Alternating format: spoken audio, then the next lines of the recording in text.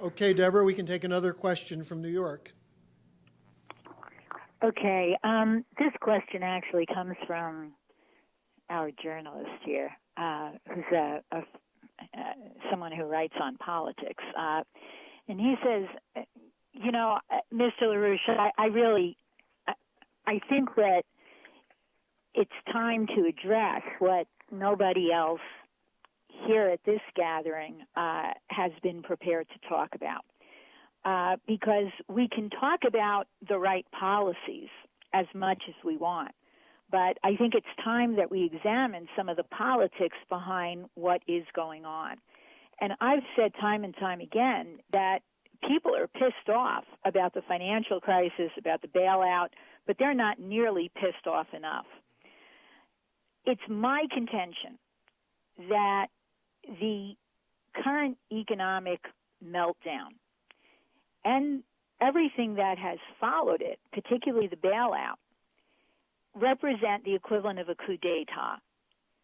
That what has occurred, basically, is that a political trend that's been snowballing for decades has essentially now been cemented, and that our government, in effect, has been taken over by a small class of connected insiders who have repeatedly used money to control elections, to buy influence, and to systematically weaken financial regulations. And the fact of the matter is that Larry Summers is simply the leading and most disgusting example of this. The fact is that the current crisis was essentially what these guys needed.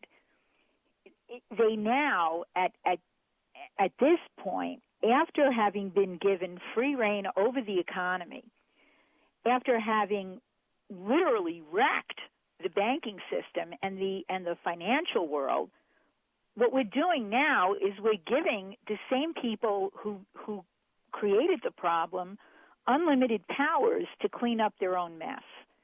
And the fact of the matter is that as a result, various of these individuals, like Larry Summers, like the gambling addicts who lead companies like AIG, are ending up not penniless, not in prison, but instead have cemented their death grip on the Treasury and on the Fed. And my contention is that the mistake that most people make in looking at the current crisis is that they think about it in terms of money. But if you look at it in the terms that I look at it, and you can argue that they're Machiavellian terms, but I think they're accurate, is I think that what we've experienced is a colossal power grab that threatens to turn the government into the equivalent of one giant Enron, which is essentially an impenetrable fortress that's filled with self-dealing insiders whose scheme is simply to steal as much individual profit as they can at the expense of an ocean of unwitting, involuntary shareholders, which are actually known as U.S. taxpayers.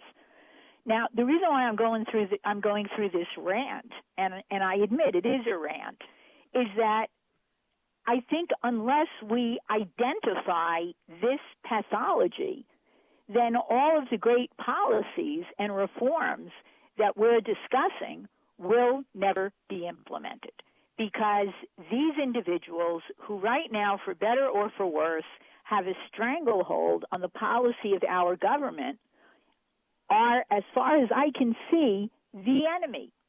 And unless we identify someone like Larry Summers and the general political tendency that he represents as the enemy, I don't see anything good happening with this administration or with any other. And nobody here wants to address that directly, I suppose because of where their salaries come from. But since I'm the irreverent member of the group, I wanted to put it on the table, and I'd like your comments on it. Okay, fine.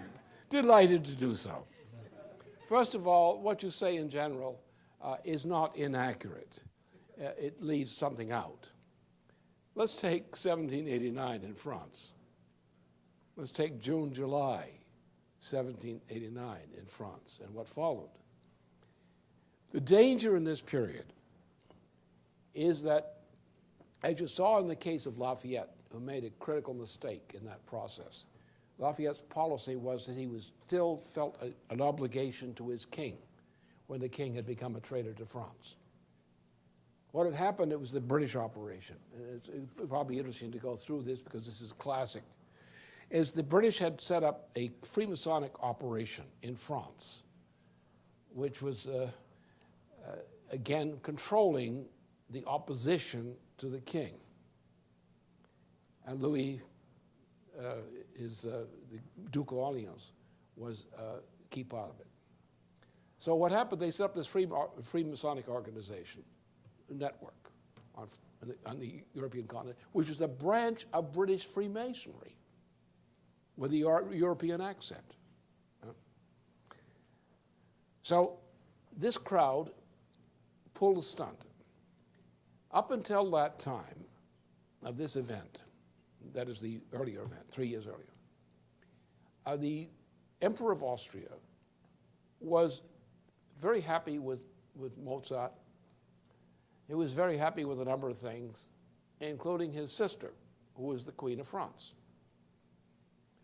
And what happened is the British, with this Freemasonic operation, pulled an operation under which the so famous case of the Queen's necklace occurred.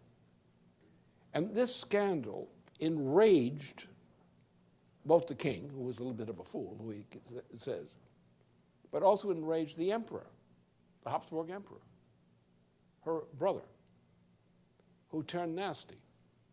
As a result of this process, the French monarchy turned nasty in general, along with their in-law, the Emperor of Austria. And they became hostile to the French people on this issue. So in 1789, in this context, the king had relied upon his brother-in-law to bring foreign troops into France around Paris to protect the French monarchy. In the same period, Lafayette and his friends had established a negotiation to create a republic with the intent that the king should accept the position of constitutional monarch of a republic. But Lafayette and company did not follow through at that time. So his enemy, the enemy of Benjamin Franklin and so forth, who was the typical British agent in the situation, organized an event called the Siege of the Bastille, which had essentially a bunch of gibbering idiots in it only. They were in there because they were waiting to be transported to an insane asylum. Nobody else was there except the guards. So the mob, which was armed by Louis Philippe Égalité, besieged the Bastille and committed atrocities. When the guards surrendered, they decapitated them, put their heads on pikes, put the gibbering idiots on the shoulders of the mob, and the mob marched through with a triumphal progression.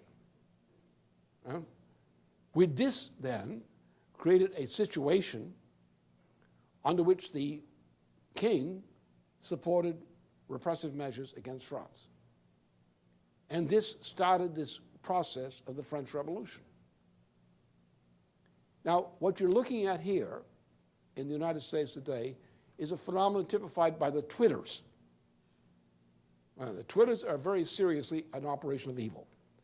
They're a parody of the ancient cult of Dionysius, of which we have examples. For example, the people at Columbia, who in the second sit-in associated with Mark Rudd in 68. These people were called, the movement, were fascists. What's the difference between the socialists and the fascist movement? They call themselves socialists. They call themselves the left. They were, in a sense, leftovers. who shouldn't have been left loose. But they were fascists. What's the difference? They called themselves socialists, but they were anti-labor. They hated blue-collar labor, and they hated farmers, and they hated science. They were fascists. Now, the Hitler's movement back in the 1920s had the same characteristics. The environmentalist movement, as we call it today, was originally the keystone of the Nazi movement in Germany in the 1920s. These guys, Mark Rudd and company, and that entire movement were essentially pro-Nazi. They weren't Nazi, they didn't wear swastikas, but they had all the other relevant appurtenances in terms of their behavior. They have become a dominant part in U.S. culture. They are a dominant force among the baby boomers. They are the peers of the baby boomers, and what's wrong with the baby boomers is they're contaminated by their association with this generation of so-called 68ers. Because the 68er generation was largely penetrated and polluted by things like Mark Rudd and other fascist types. So therefore, the danger here, this system is not going to last. What Obama represents today will not last. It's doomed. In any case, the question is, what you get in this place? And the Twitters are the answer. The Twitters are brainless, devotedly trained brainless creatures. Twitter, Twitter, Twitter, tweet, tweet, tweet, tweet, tweet. We had this experience in the Dark Age, the 14th century. We're called the flagellants. The flagellants were not a social phenomenon. They were an orchestrated social phenomenon. In the period of fear, terror of the Dark Age, when society was disintegrating, you still had wars, but you didn't have well-organized armies because the armies had broken down because of the financial system had broken down. So therefore, a new type of warfare was used. A warfare just like the ancient cult of Dionysius, like the Median movement. And what they would do is they would call on these people, tweet, tweet, tweet, tweet, call them together, go to a certain place, and there's food there. You can steal it. You can loot that. And they would go there beating themselves on the back with sticks or having other people beat them for their great sins. You know, and they're going out and living by looting the countryside, thus starving the towns and cities, and then moving into the cities themselves and looting them. A Dionysian nightmare. The danger is here in the United States, why your point is so well taken, is that unless we recognize that that is the alternative to what we must do, we will be resolute in doing what we must do. We must not allow a Nazi-like nightmare, which the Twitters forebode,